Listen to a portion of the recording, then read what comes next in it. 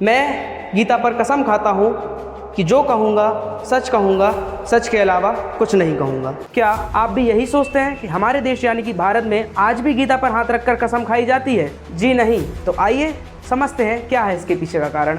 भारत में मुगल शासकों ने धार्मिक किताब पर हाथ रखकर शपथ लेने की प्रथा शुरू की थी, लेकिन अंग्रेजों ने इसी प्रथा को कानूनी प्रक्रिया बना दिया और इसके लिए उन्होंने इंडियन ओट्स एक्ट 1873 लाया और भारत के सभी अदालतों पर लागू कर दिया। इंडियन ओट्स एक्ट 1873 के तहत हिंदू गीता पर, मुस्लिम कुरान पर और ईसाई बाइबल पर हाथ रखकर शपथ लेंगे। 1947 में हमारे देश यानी कि भारत को अंग्रेजों से तो स्वतंत्रता मिल गई, लेकिन स्वतंत्रता मिलने के बावजूद भी यह प्रथा जारी रही। लेकिन 1969 में किताब पर हाथ रखकर कसम खाने वाली प्रथा समाप्त हो गई। ऐसा इसलिए करा गया क्योंकि लॉ कमीशन ने अपनी 28वीं रिपोर्ट देश को सौंपी और इंडियन ओट्स एक्ट 1873 को सुधार करने का सुझाव दिया और as a result Indian oaths act 1969 भी लाया गया।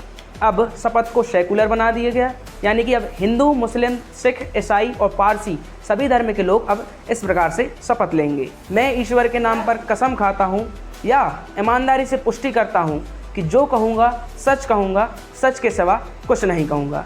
ऐसे ही लीगल जानकारी के लिए आज ही फॉलो करें Lexars. Thank you so much.